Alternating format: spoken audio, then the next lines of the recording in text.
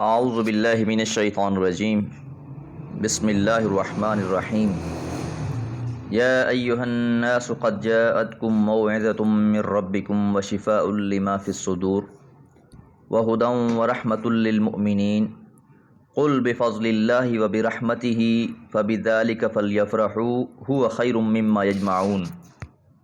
سورہ یونس آیات 57 اور 58۔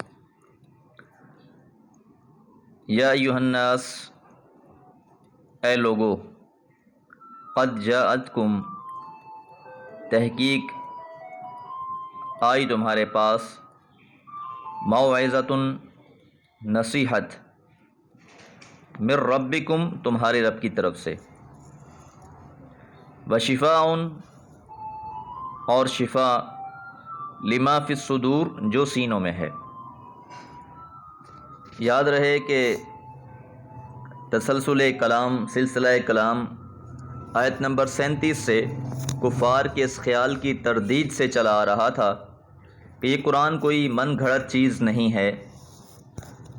اس کے بعد کلام کا رخ ان باتوں کو ثابت کرنے کی طرف موڑ گیا جو مخالفین کے ذہنوں میں الجھن پیدا کیے ہوئی تھی، اور جن کو ماننے کی خواہش کے تحت وہ قرآن اور پیغمبر صلی اللہ علیہ وسلم کی تکذیب کر رہے تھے۔ ان آیات مبارکہ میں پھر سے قرآن مجید کی قدر و قیمت اور اس کی منزلت اور اللہ تعالیٰ کی بہت بڑی نعمت ہونے کی حوالے سے مختلف صفات بیان کی گئی ہیں۔ پہلی صفت یہ بیان ہوئی کہ جو تمہارے پاس قرآن مجید آیا ہے اس میں نصیحت ہے تمہارے لیے، اور یہ نصیحت اللہ سبحانہ و تعالیٰ کی طرف سے ہے۔ وہی تمہارا خالق اور مالک ہے، اور اسی نے تمہارے لیے صراط مستقیم کے چناؤ کے لیے اور تمہاری رشد و ہدایت کے لیے اس کتاب کو عظیم نصیحت بنا کر نازل فرمایا ہے۔ یہ اس کی پہلی صفت ہے کہ قرآن مجید تمہارے لیے نصیحت ہے تمہارے رب کی طرف سے۔ اب جو شخص بھی نصیحت حاصل کرنا چاہتا ہے، جو شخص بھی صراط مستقیم پر چلنا چاہتا ہے، وہ اپنا تعلق اس قرآن مجید سے جوڑ لے۔ جس قدر اس کا تعلق اس قرآن کے ساتھ جڑتا جائے گا، وہ اتنا ہی صراط مستقیم پر پختہ ہوتا جائے گا۔ پھر دوسری صفت وشفاء، کہ جو قرآن مجید ہے یہ شفا ہے، لما فی الصدور، جو تمہارے سینوں میں ہے۔ یاد رہے کہ سینے سے مراد یہاں دل ہے، اور دل کی اہمیت بہت زیادہ ہے۔ اگر کوئی انسان ہدایت کی راہ کو اختیار کرتا ہے، قرآن مجید پر عمل کرتا ہے، رسول اللہ صلی اللہ علیہ وسلم کی تعلیمات کو مد نظر رکھ کر زندگی گزارتا ہے، تو ایسا شخص کا سینہ منور ہے، ایسا شخص کا دل زندہ دل ہے۔ اور جو شخص قرآن مجید سے روگردانی کرتا ہے یا رسول اللہ صلی اللہ علیہ وسلم کی تعلیمات سے منہ پھیرتا ہے، ایسا شخص کو قرآن مجید میں مردہ قرار دیا گیا ہے۔ تو یاد رہے کہ دلوں کی زندگی ایمان کے ساتھ ہے۔ جس انسان کے اندر ایمان جتنا پختہ ہے، اس کے دل میں اتنا ہی نور موجود ہے۔ تو دلوں کو روشن کرنے والی یہ کتاب قرآن مجید ہے، اور یہ شفا بھی دینے والی ہے۔ جو انسان کو مرض لگ جاتا ہے، بعض اوقات انسان کے اعمال میں اور ایمان میں کمزوری واقع ہو جاتی ہے، تو اس کو بھی جلا بخشنے کے لیے قرآن مجید سب سے بہترین نسخہ ہے۔ الا بذکر اللہ تطمئن القلوب، سن رکھو کہ اللہ کے ذکر سے ہی انسانوں کے دلوں کو اطمینان حاصل ہوتا ہے، اور قرآن مجید سب سے بہترین ذکر ہے جو نصیحت بھی ہے اور شفا بھی ہے۔ اسی طرح یہ بھی یاد رہے کہ جو دوسری مختلف بیماریاں ہیں، اس کے لیے بھی سب سے بڑی بیماری تو انسان کی بہرحال یہی ہے جو دل کی بیماری ہے، کہ انسان صراط مستقیم کو جان نہ سکے، پہچان نہ سکے، اور کفر اختیار کر لے یا پھر منافقت کی سی زندگی گزار لے۔ دونوں کیفیتوں میں ہلاکت کا معاملہ ہے۔ تو یہ قرآن مجید ایسی کتاب ہے جو دونوں بیماریوں کو دور کرنے والا ہے۔ اور اس کے ساتھ ساتھ اگر کوئی ویسے عام جسدی بیماری ہے، جسم کے لحاظ سے کوئی بیماری ہے انسان کو، تو اللہ تعالیٰ نے اس لحاظ سے بھی قرآن مجید میں شفا رکھی ہے، اور رسول اللہ صلی اللہ علیہ وسلم بھی قرآن مجید کے ذریعے دم کیا کرتے تھے، اور اپنے اصحاب کو بھی اس کی تعلیم دیا کرتے تھے۔ نمبر 3 وہدن، اور یہ باعث ہدایت ہے یہ قرآن مجید، ورحمت، اور رحمت ہے للمؤمنین، مومنوں کے لیے۔ تو 4 صفات بیان کی گئی، مومنین کے لیے نصیحت بھی ہے، شفا بھی ہے، باعث ہدایت بھی ہے، اور باعث رحمت بھی ہے۔ یہاں یہ بات ملحوظ خاطر رہے کہ انسان کو اشرف المخلوقات بنانے والی، انسان کو مرتبہ اور مقام دلانے والی کتاب بھی یہی قرآن مجید ہے، اور اگر انسان اس سے منہ پھیر لیتا ہے، اس کو قبول نہیں کرتا، تو پھر انسان جانوروں سے بھی گھٹیا ہو جاتا ہے، جس طرح کہ اللہ تعالیٰ نے قرآن مجید میں ارشاد فرمایا کہ یہ تو جانوروں کی مانند ہیں، بلکہ ان سے بھی گھٹیا ہیں، ان سے بھی کمتر ہیں۔ قل، فرما دیجئے، بفضل اللہ و برحمتہ، اللہ کے فضل سے اور اس کی رحمت سے۔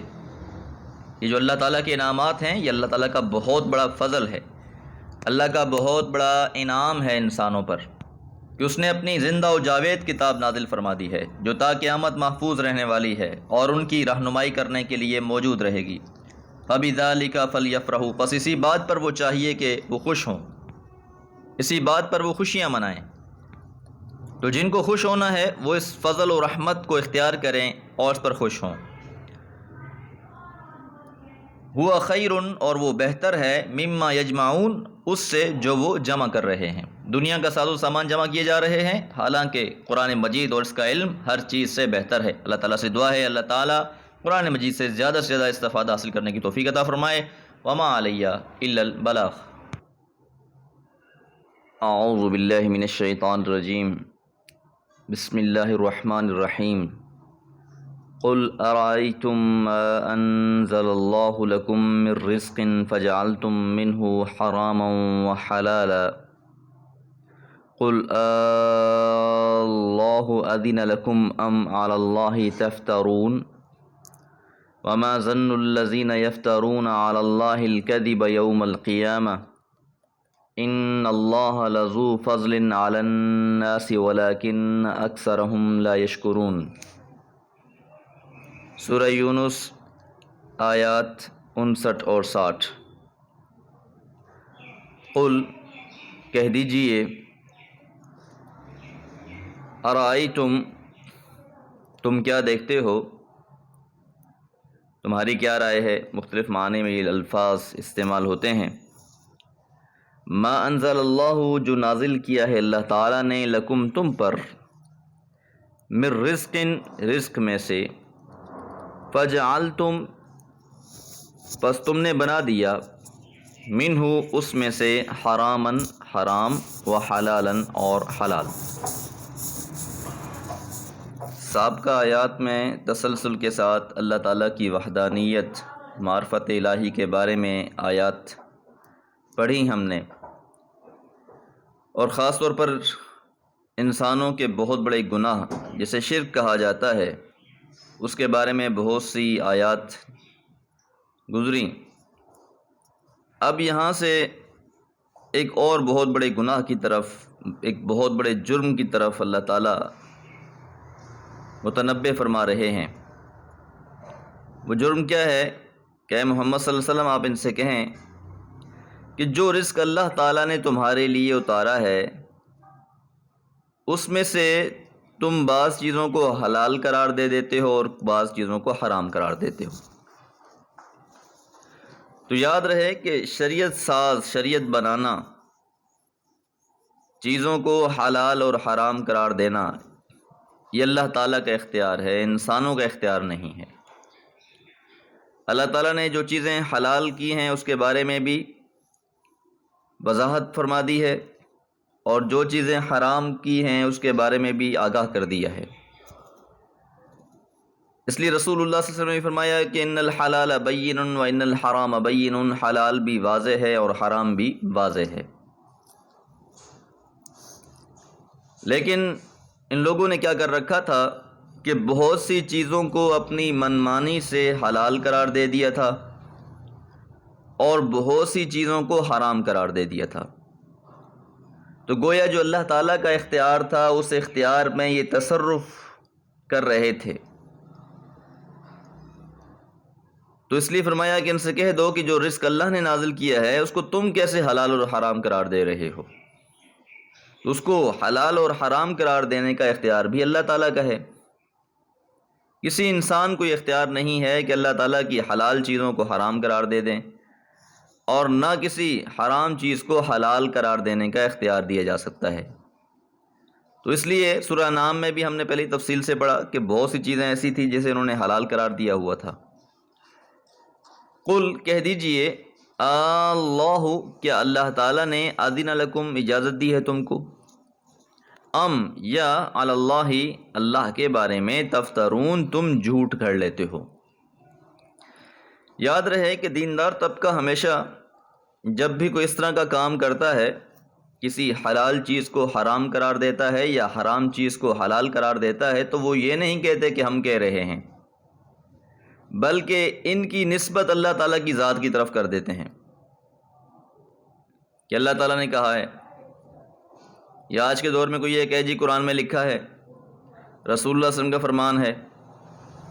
اب اگر وہ کسی حلال چیز کے بارے میں یہ فتویٰ دے دیتے ہیں کہ یہ حرام ہے، یا کسی حرام چیز کے بارے میں وہ فتویٰ دے دیتے ہیں کہ یہ حلال ہے، تو وہ اللہ کے اختیارات میں تصرف کرتے ہیں، مداخلت کرتے ہیں۔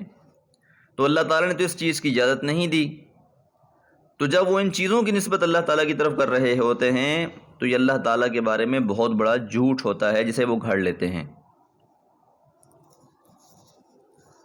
تو اس لیے فرمایا وما ظن الذین، تو کیا گمان ہے ان لوگوں کا، یفترون جو گھڑ لیتے ہیں، علی اللہ اللہ تعالیٰ کے بارے میں، الکذب جھوٹ، کہ بالآخر ان لوگوں کا کیا حال ہوگا، کس دن، یوم القیامتی، قیامت کے دن، کہ جب وہ اتنا بڑا گناہ کر کے اللہ تعالیٰ کے سامنے پیش ہو جائیں گے، حاضر کر دیے جائیں گے،